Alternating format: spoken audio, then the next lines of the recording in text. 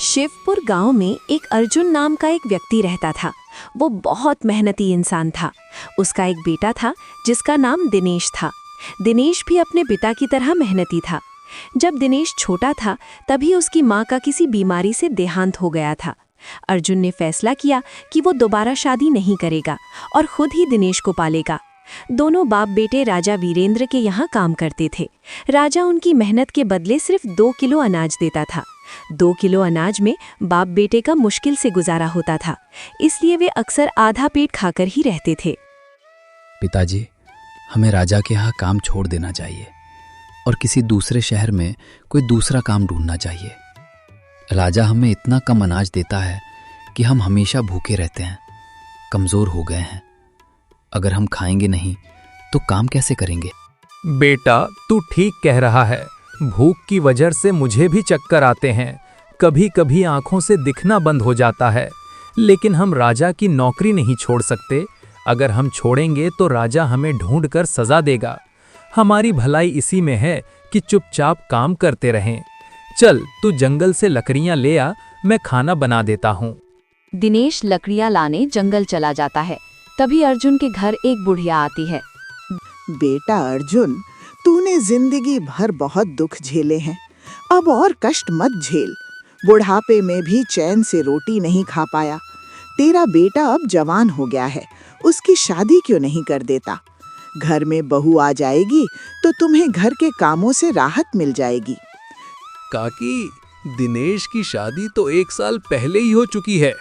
क्या 1 साल हो गया और तुमने किसी को बताया ही नहीं? बहू कहाँ है?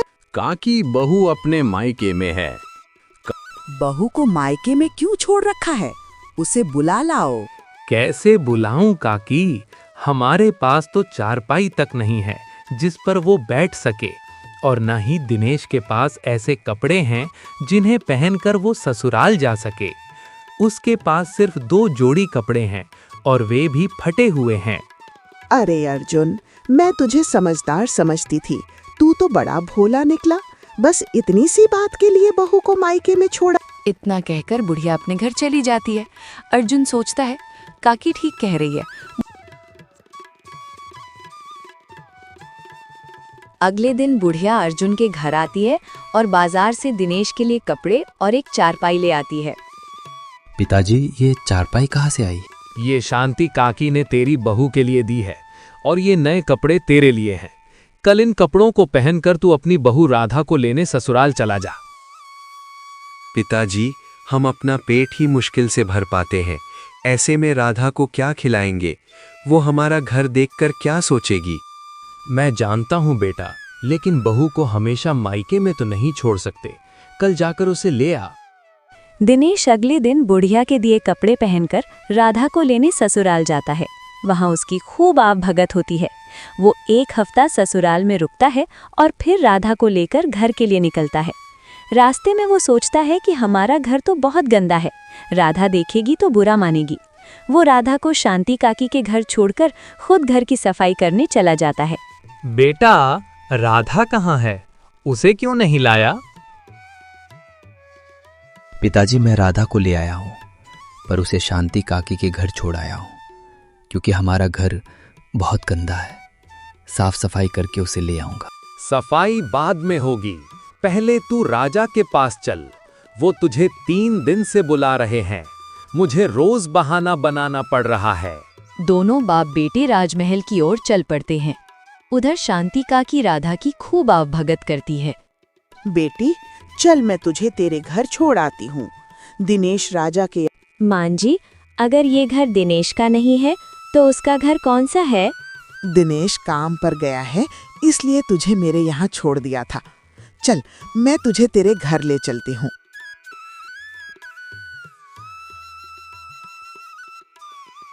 राधा जब दिनेश का घर देखती है तो हैरान रह जाती है।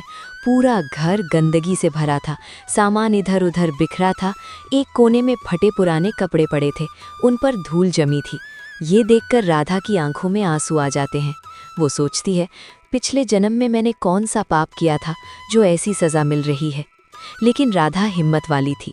उसने सोचा, ये मेरी किस्मत का हिस्सा है, मुझे इससे निकलना होगा। उसने घर की सफाई शुरू की। कुछ ही देर में घर चमक उठा और सारा सामान ठीक से सजा दिया। फिर वो शांति काकी की दी हुई चारपाई पर बैठकर दिनेश का इंतजार करने लगी। रात होने लगी पर दिनेश और अर्जुन नहीं आए तो राधा बेचैन हो गई।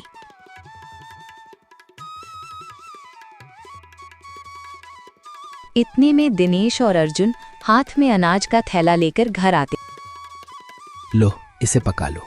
इतना अनाज तो 3 लोगों के लिए बहुत कम है। आपको राजा से ज्यादा अनाज मांगना चाहिए।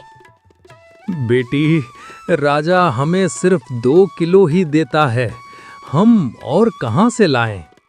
आप लोग पूरा दिन काम करते हैं और राजा सिर्फ 2 किलो देकर टाल देता है, ये नाइंसाफी है। आप डरिए मत, कल राजा से कहिए कि 2 किलो की जगह 5 किलो अनाज दीजिए। अगर वो मना करे तो काम करने से मना कर दीजिए। तू राजा को नहीं जानती बेटी, अगर उसे पता चला तो वो हमारी जुबान कटवा देगा।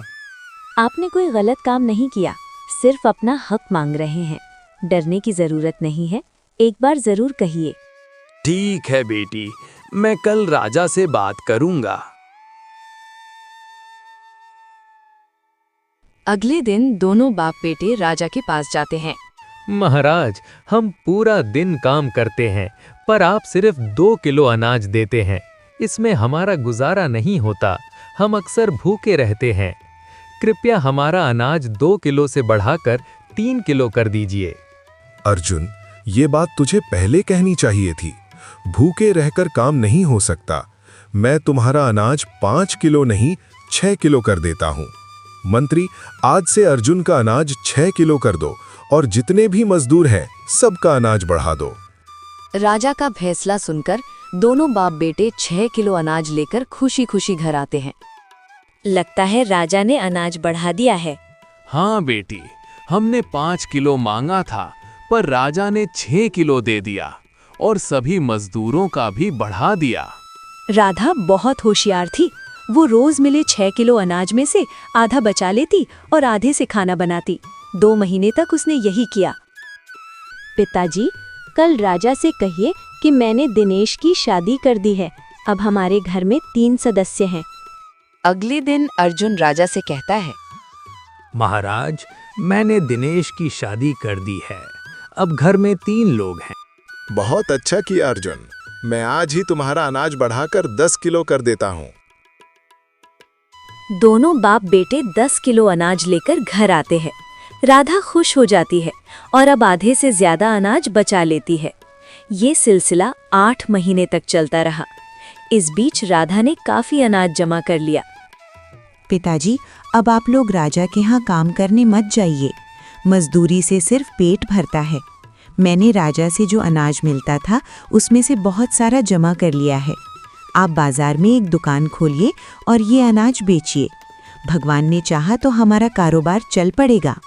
ठीक है बेटी, मैं आज ही बाजार में कोई दुकान देखता हूँ और फिर कल से हम उसमें अनाज बेचना शुरू कर देंगे।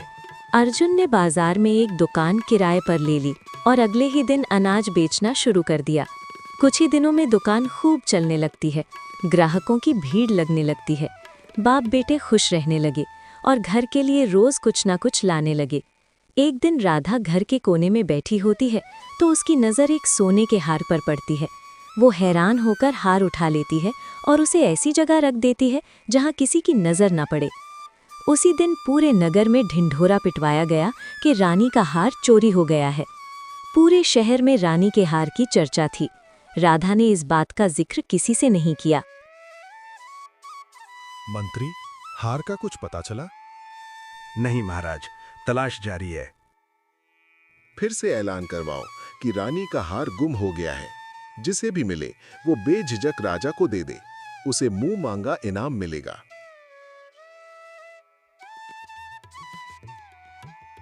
मैंने सुना है रानी का हार एक चिड़िया ले उड़ी है। राजा उसे ढूंढ रहे हैं और जो भी लाकर देगा उसे इनाम मिलेगा। कहीं राजा झूठ तो नहीं बोल रहे? नहीं बेटी, राजा झूठ नहीं बोलते। एक ज्योतिषी ने बताया था कि हार किसी घर के आगे पड़ा है। वो हार हमारे घर के आगे ही पड़ा था, अब मेरे पास है। मैं जाकर राजा को दे आता हूँ। अर्जुन वो हार लेकर राजा को दे देता है। अर्जुन, आज मैं बहुत खुश हूँ। शर्त के मुताबिक तुझे जो मांगना है मांग ले। मैं जानता हूँ तू सच्चा और ईमानदार है, फिर भी तुझे कुछ ना कुछ मांगना होगा। महाराज, मैं घर जाकर परिवार से बात करके बताता हूँ। घर आकर अर्जुन राधा से कहता है, बेटी, राजा मुझे इनाम देना चाहते हैं। मैंने कहा घर वालों से पूछकर बताऊंगा।